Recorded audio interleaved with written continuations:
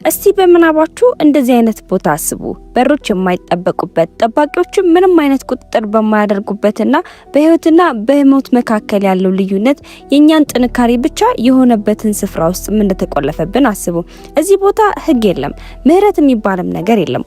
ሁለተኛ እድል የሚባል ነገር ፈጽሞ የማይታሰብ ነገር ነው። ፍርሃት ብቻ ነው ያለው። አይኖቻችንን ስንጨፍን የማይጠፋ በየሰከንዱ ደረት ላይ እየከበደ የሚመጣ ትንፋሽን የሚዘጋ ፍርሃት ብቻ ነው ያለው።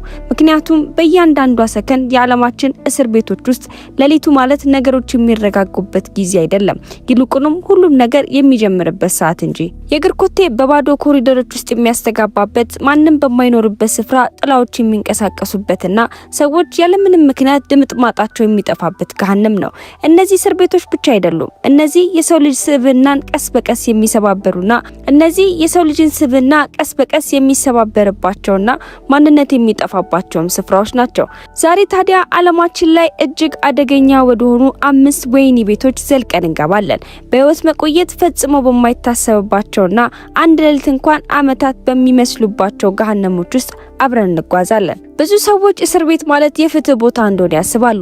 ነገር ግን ይህ ሀሳብ የሚሰራው ስርዓት ባለበት ቦታ ብቻ ነው። ምክንያቱም በአንዳንድ የዓለማችን ክፍሎች እስር ቤቶች ወደ ሌላ ነገርም ተቀይረዋል። ህግ የጠፋባቸው፣ ጉልበት ስልጣን በሆነባቸውና ፍርሃት ብቸኛው ህግ በሆነባቸው ቦታዎች ይህ ነገር ፈጽሞ አይሰራም።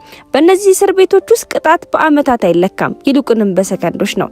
እያንዳንዱ ሰዓት ዋጋ አለው። እያንዳንዱ ውሳኔም ለህይወት ወሳኝ ሚና ይጫወታል።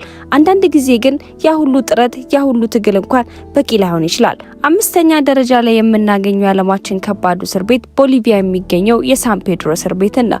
በቦሊቪያ ላፓዝ የሚገኘው የሳን ፔድሮ እስር ቤት ውስጥ ስትገቡ አንድ እጅግ እንግዳ ነገር ይገጥማቸዋል። በመጀመሪያ እይታ እስር ቤት አይመስልም። የተደረደሩ ክፍሎች፣ የወታደር ቁጥጥር ወይም ደግሞ የጠባቂ ጩኸት የለም። በምትኩ በቅጥር ግቢ ውስጥ የታሸገ ትንሽና ግርግር የበዛበት ከተማ ይመስላል። ጠባብ መንገዶች፣ ትናንሽ ሱቆችና በነጻነት የሚንቀሳቀሱ ሰዎችን ታያላችሁ። በእስር ቤት ውስጥ ሊኖሩ የማይገቡ ህይወት እንቅስቃሴዎችም ይታያሉ። ነገር ግን ይህ ቅዠት በፍጥነትም ይጠፋል። ምክንያቱም ሳን ፔድሮ በመንግስት ቁጥጥር ስርም አይደለም፣ ይልቁንም በእስረኞች እጅ ነው። እዚህ ቦታ በነጻነት የሚሰጥም ክፍል የለም። መኖር የፈለገ ሰው ክፍል መግዛት ይኖርበታል። ሁሉም ነገር ዋጋ አለው። የተሻለ ክፍል፣ የተሻለ ደህንነትና ምግብ ለማግኘት ገንዘብ ያስፈልጋል። ገንዘብ ካለ በቅጥር ግቢ ውስጥ የተመቻቸ ህይወትም ትመራለህ። አንዳንድ እስረኞች ከቤተሰቦቻቸው ጋር አብረው ይኖራሉ። አዎ፣ ቤተሰቦቻቸው በእስር ቤት ውስጥ ይኖራሉ። ልጆች በእስር ቤት ቅጥር ግቢ ውስጥም ሲጫወቱ ይታያሉ። ነገር ግን ደሃ ከሆንክ እውነታው አስከፊ ነው። በህይወት መቆየትም አጠራጣሪ ወደ ሆነበት ጠባብና አደገኛ ቦታዎችም ትገፋለህ። ጥበቃ በገንዘብ ካልተገዛ በስተቀር ለማንም አይሰጥም። በእንደዚህ አይነት ቦታ ጉልበት ሁሉን ነገር ይወስናል። ጠንካራ ቡድኖች ግዛታቸውን የሚቆጣጠራሉ፣ ህግ ያወጣሉ፣ ቅጣትንም ይወስናሉ። እዚህ እስር ቤት ውስጥ ምንም አይነት የህጋዊ የፍትህ ስነ ስርዓት የለም። የሆነ ነገር ቢደርስብህ ቅጣቱ የሚወሰነው በእስረኞቹ ራሳቸው ነው። ይህ ማለት ቅጣቱ በግል የማይተነበይና እጅግ አሰቃቂ ነው ማለት ነው። በቀን ውስጥ ሳን ፔድሮ ሰላማዊ ሊመስል ይችላል። ነገር ግን ሌሊት ሲመጣ ድባቡ ይቀየራል። የሰዎች ድምጽ ሲቀንስ፣ ጥላዎችም ሲረዝሙ፣ የደህንነት ስሜትም ይጠፋል። በዛ ጸጥታ ውስጥ ማንኛውም ነገር ሊከሰት ይችላል። ጠባቂዎች በሩን ቆልፈው ከውጪ ስለሚቆሙ በውስጥ ለሚፈጠር ግድያ ወይም ደግሞ ጥቃት ተጠያቂ የሚሆንም አካል የለም። ወደ ሩሲያ ስንሄድ ደግሞ ግርግር በሌላ እጅግ አስፈሪ ነገር የተተካበትን እስር ቤትን እናገኛለን። ያም ደግሞ ብላክ ዶልፊን ነው። ፍጹም ቁጥጥርና ጭካኔ ነው የተሞላበት ሲሆን የሚይዘውም እጅግ አደገኛ የተባሉ ወንጀለኞችን ብቻ ነው። ነፍሰ ገዳዮች፣ አሸባሪዎችና ታርመው ይወጣሉ ተብሎ የማይታሰቡ የህብረተሰብ ክፍሎችን ያጠቃለለ ነው። እስረኞች እዚህ ከገቡበት ሰዓት ጀምሮ ነጻነታቸውን ብቻ ሳይሆን ማንነታቸውንም ያጣሉ። ከቦታ ቦታ ሲንቀሳቀሱ አይናቸው ይታሰራል፣ በጠባቂዎችም ይመራሉ።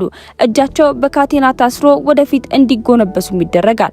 የእስር ቤቱ ቅርጽ እንኳን እንዲያውቁትም ይደረጋል። ምክንያቱም እውቀት ጉልበት ስለሆነ እዚህ ደግሞ ምንም አይነት ጉልበት እንዲኖራቸውም አይፈለግም።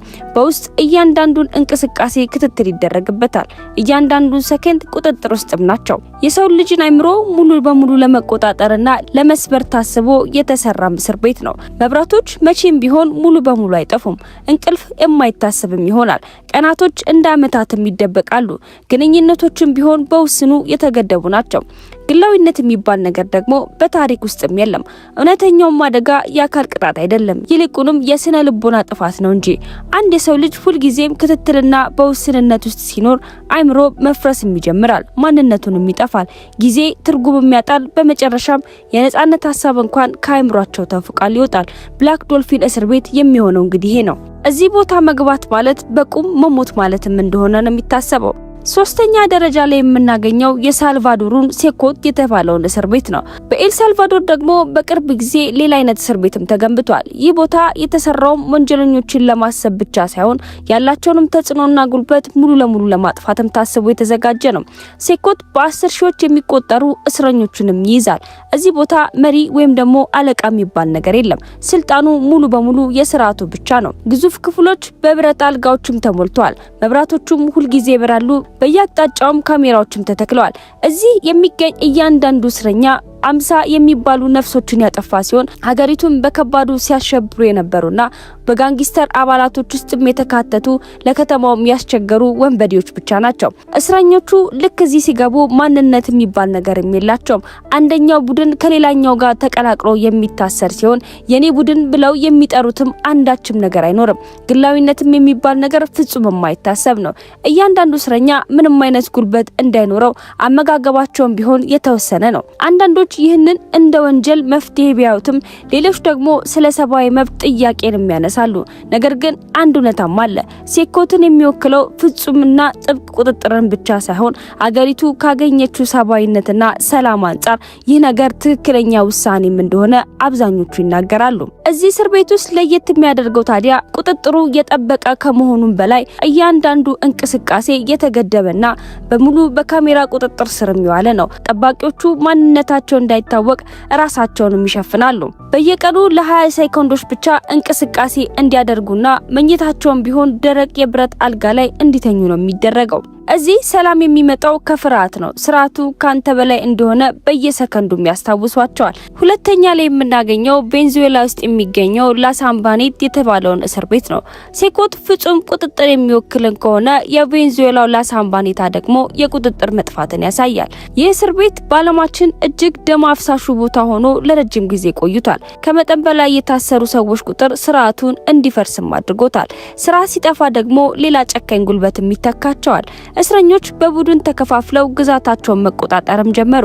የጦር መሳሪያዎችም በየቦታው ይገኛሉ። ጠባቂዎችም አቅም የላቸውም። አመጽ እዚህ ቦታ ተራ ነገር ነው። ግርግር ያለ ማስጠንቀቂያ ይነሳል። በአንድ ወቅት በተነሳ ግርግር ብቻ ከ100 በላይ እስረኞችም ተገድለዋል። ላሳምባኔታን አስፈሪ የሚያደርገው ታዲያ አመጹ ሳይሆን ድንገት የመነሳቱ ጉዳይ ነው። ምንም አይነት ደህንነትም የተጠበቀ ቦታ የለም። አደጋው ድንገት ይመጣል። ሲመጣም ማምለጫ የለም።